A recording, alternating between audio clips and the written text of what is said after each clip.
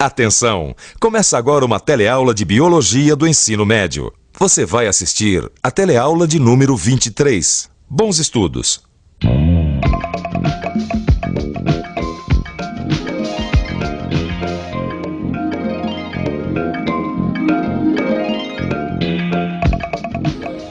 Você já reparou como os bichos estão agrupados por aqui?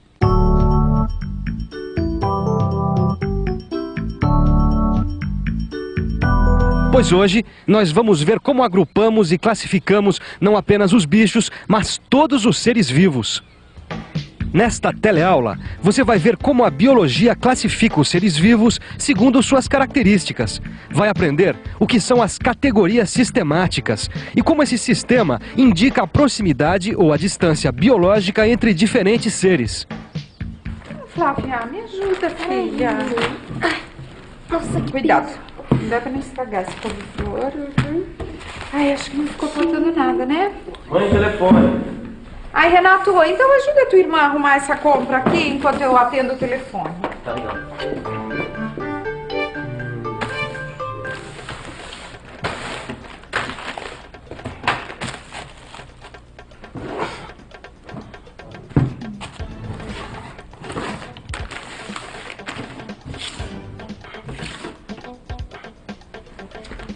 Pós na geladeira.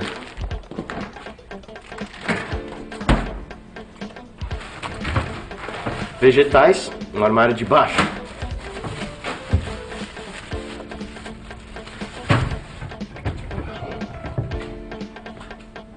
E os líquidos no armário de cima.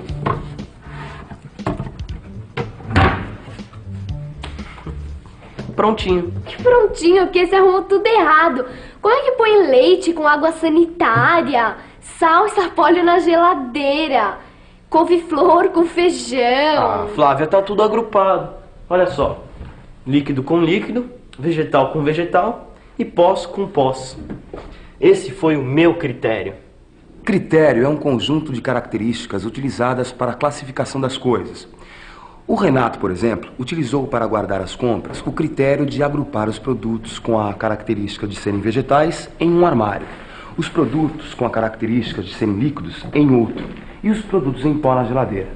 Já a Flávia está aplicando um outro critério. Ela está colocando os produtos de limpeza no armário de baixo, os que precisam de refrigeração na geladeira e os secos no armário de cima. Viu só o meu critério? É esse que todo mundo usa. Tá legal, eu vi. Mas tem uma coisa que eu ainda não entendi. O que é que essa história de separar as coisas de acordo com as suas características tem a ver com a biologia? Pois os biólogos fazem a mesma coisa com os seres vivos.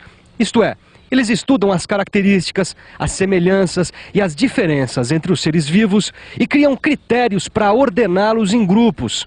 Bom, um desses critérios usados para a classificação biológica é a maneira como os seres vivos obtêm alimento. Aí a gente já consegue separar dois grandes grupos. O dos seres vivos, que produzem o seu próprio alimento através da fotossíntese, quer dizer, os vegetais, e dos seres vivos que se alimentam de outros seres vivos, os animais, fungos, etc. Dentro de cada um desses dois grandes grupos, os vegetais e os animais, existem vários grupos menores, segundo as características observadas. Se tem antena, escamas, como respira, quantos pés tem, qual o tamanho das folhas, etc. Vamos dar uma olhada em algumas divisões dos vegetais. Por exemplo, dentro do grande grupo vegetal, existe o grupo menor, dos musgos, que tem folhas e caules, mas não tem raízes verdadeiras. Outro subgrupo é o da samambaia, de folhas recortadas que tem esporos na parte inferior. Já características das gimnospermas é formar sementes, mas não frutos, enquanto as angiospermas formam sementes, frutos e flores. Ai, mãe! Oi? O Dudu tá criando uma minhoca, um gafanhoto e um caramujo dentro do quarto, mãe. Só que não é o Dudu, não. Essas gracinhas aqui são minhas.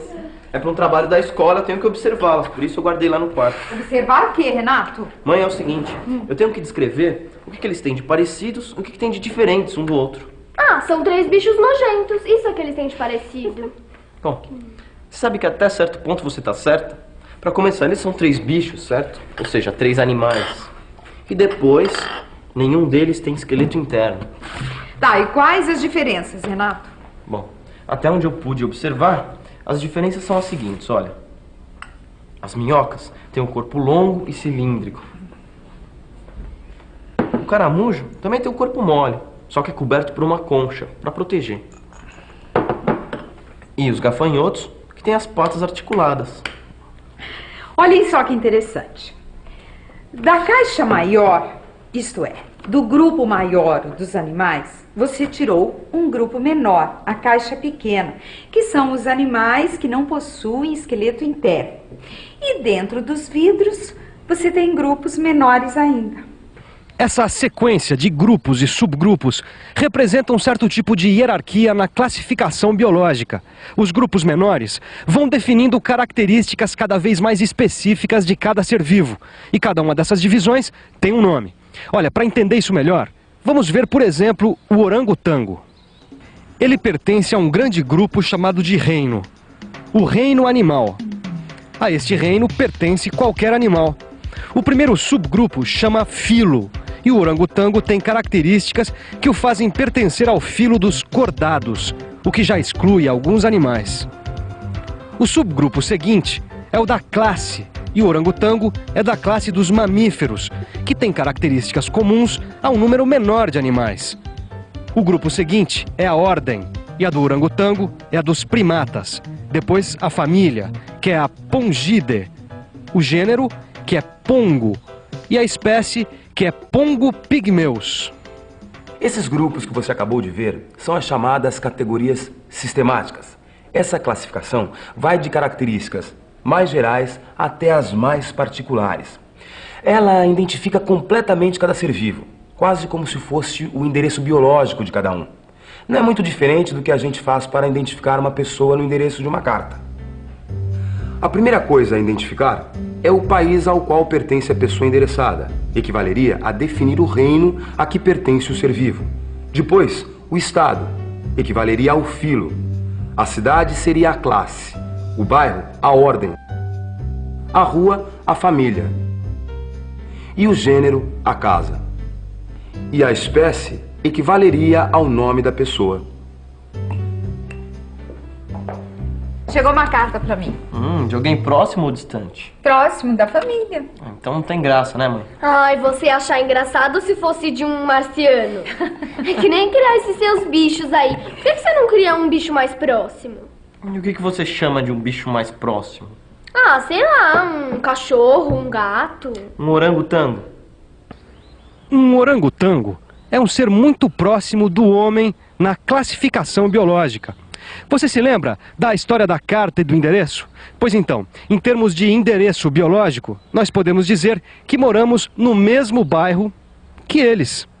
Nós podemos dizer que nós temos mais características em comum com os orangotangos do que, por exemplo, com a onça, o urso ou a garça. Nós podemos dizer que esses animais estão mais distantes de nós do que os orangotangos, porque eles têm conosco menos características comuns. E quanto mais distantes estão dois seres, menos grupos eles partilham na classificação biológica. Olha só, como a onça, somos do reino animal, do filo cordado, da classe mamífero. Termina por aí, porque a ordem da onça é carnívoro e a do homem é primata, a mesma do orangotango. A organização dos seres vivos dentro dessas categorias já fornece uma série de informações sobre eles. Por exemplo, se um ser está classificado no reino animal, eu já sei que ele não realiza fotossíntese, mas se alimenta de outro ser, como é a característica desse reino. A mesma coisa com cada uma das outras categorias. Flávia, que isso? Adivinha?